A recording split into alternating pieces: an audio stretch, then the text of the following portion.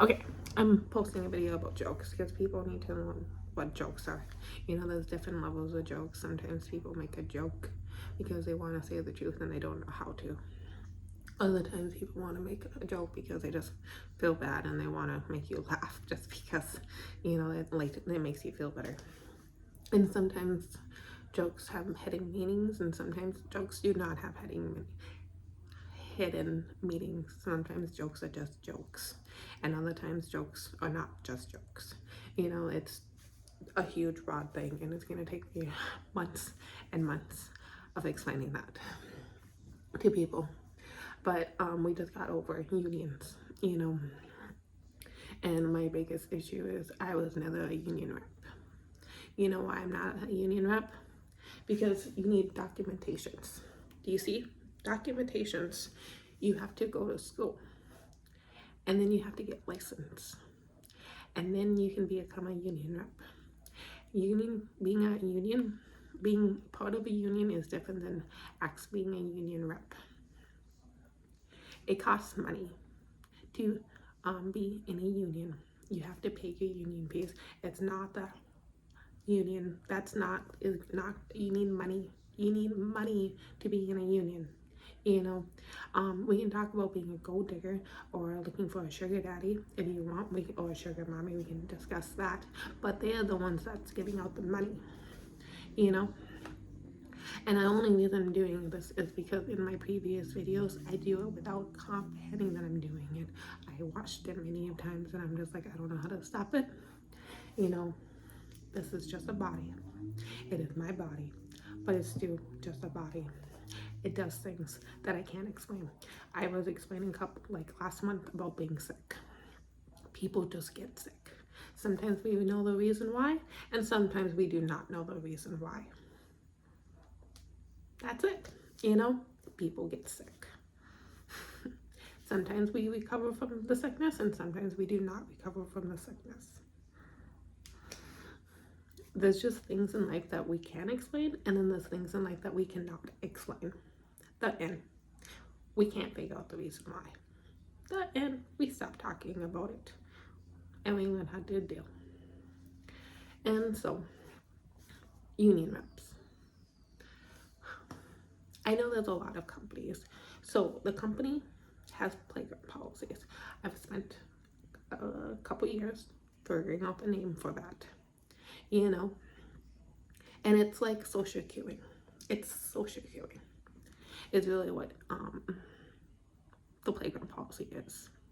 But when you see something and they see something, and like, so, you know, it's like piggybacking off of one another, you know, and so it's like social cueing one another, or saying something from a distance and you think you know what they said but you don't know what they actually said it, you know, and so you're in your mind, you're like, must be it is, and you're like running, you know, reasons or whys or like what you think it is, and then you go off and doing it, you know. It's not like you go back up there like, is this what you mean, is this what it is, you know, kind of thing like that.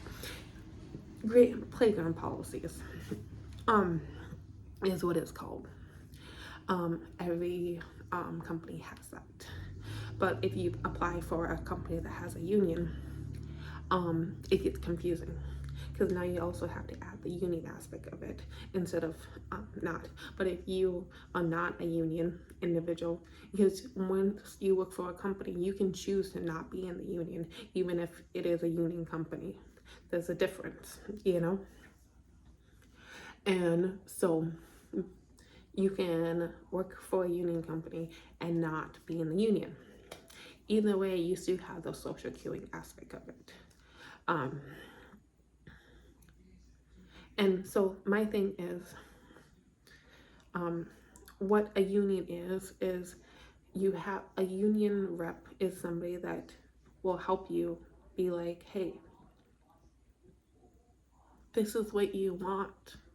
I hear you, I comprehend you, I will try to make sure that is what you want.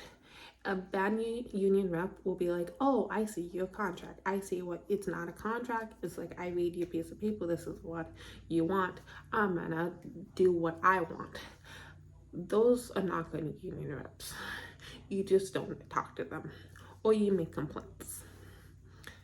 Because union reps, being a union rep is a job, you know. Just saying. So my thing is, when you don't work for a company that offers union benefits, you don't have the same luxuries as if you have a company that offers union benefits. And if you work for a company, or if you are a part of a company that's wanting a union, you need to talk to the company that you are employed to and ask for them to have a union themselves, and then they will start paying union fees, and then you can sign up for being a union to be part into the union, you know. And if you really want to, you can get promoted and become a union rep. You might have to take classes, you might have to get educated, you might have to do stuff to do that, but it's different. It's about playground policies, people. Playground policies. And every company has playground policies, but not every company has a union.